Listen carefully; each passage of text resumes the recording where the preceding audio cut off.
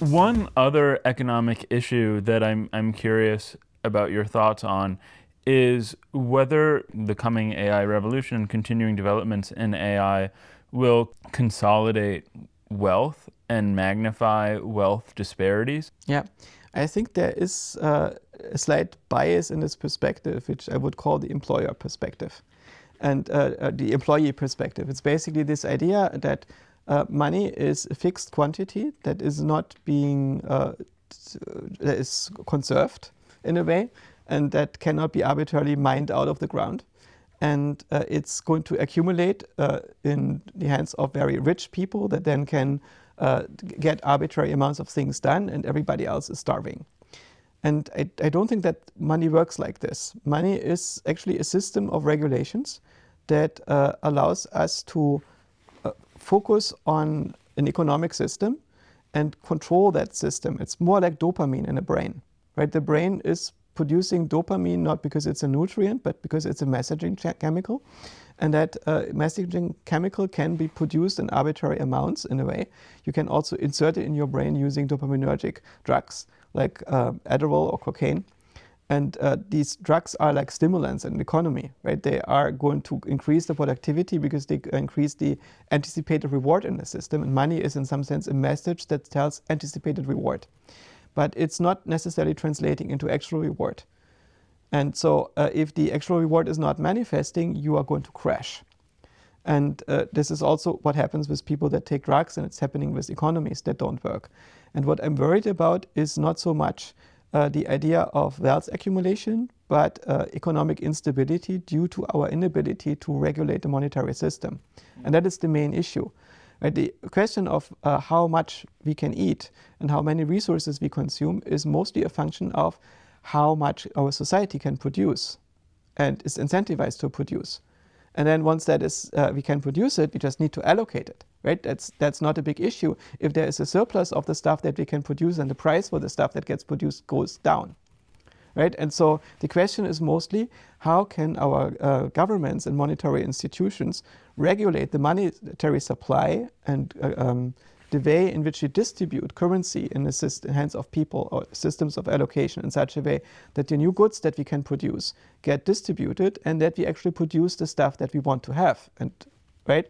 And in a capitalist system, there is this idea that instead of having a government that is measuring what people want and then telling companies how much to produce, is not as efficient of having as having a distributed system that is basically measuring by giving people money into their hands what they actually want, and in this way having a feedback.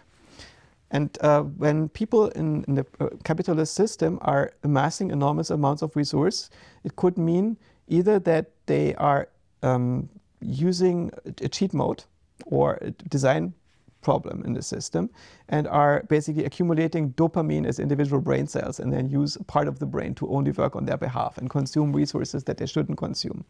But it could also mean that they just prove that they're better at resource allocation than others. And as a result, they don't necessarily take much more money for themselves, but they are using this money to control future research allocation, for instance, by deciding which companies should be built because they're producing stuff that people actually want. Right, which is the role of a venture capitalist.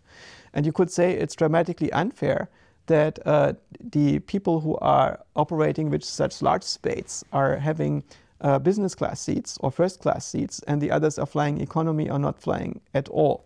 And this is indeed a problem that society needs to solve, right? But it seems to be something that, if you zoom out, does not seem to get worse over time. The income disparities between people 100 years ago and today are much, much smaller. And also the income disparities arguably between people 50 years ago and today are smaller in terms of living standard of what they translate into. Things that have changed, of course, is because of economies of scale and so on. We now have a few individuals that have nominally enormous amounts of resources at their disposal that didn't exist in the past, right? So you could argue that a billionaire today has resources that exceed the resources that a king had in past times. But of course, the amount of freedom that this individual has are much smaller than the resources of a king. If you were a village chieftain in medieval times or in a tribal society, you get away with murder and rape. As a billionaire, you generally don't. Right? The things that you can do are limited by a system of laws. And they have a certain degree of conspicuous consumption, but there is only so many haircuts you can get and so many cars you can own. At some point, it doesn't make sense.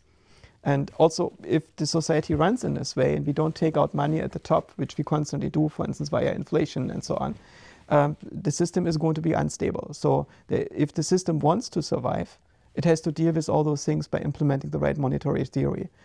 And so if we now zoom in to the problem of technology is pushing some people out of jobs and we need to find new employment for them that is gainful, is a valid problem. But the valid problem is a much more local perspective than the global one. How can we save the dollar? And after we printed trillions of dollars and they're now sloshing around in the system, and we did this to deal with the issue that a lot of people were basically de facto went out of employment due to COVID, so we subsidized their jobs. So they could only be on Zoom calls and still have a living that was mostly funded by getting a truck driver to drive from the Chinese container to your home, right? And it's a very weird, non-sustainable situation to which we got used, and it is basically enormous stimulus that we pumped into the economy that we now have to deal with. That I think is a much more serious problem. How can we deal with the impending recession? How can we reset the dollar? Can we reset the dollar? Can we deal with the existing stakeholders who don't want to give up the resources that they cheated out of the system, and so on and so on? How can we get the government motivated to do the right thing? How can we elect a government that is incentivized to do the right thing? How can we build structure in a society? Right? And a lot of that is about processing information better, making models of reality that are testable, that can be exchanged between people, and allow us to make predictions of our outcome.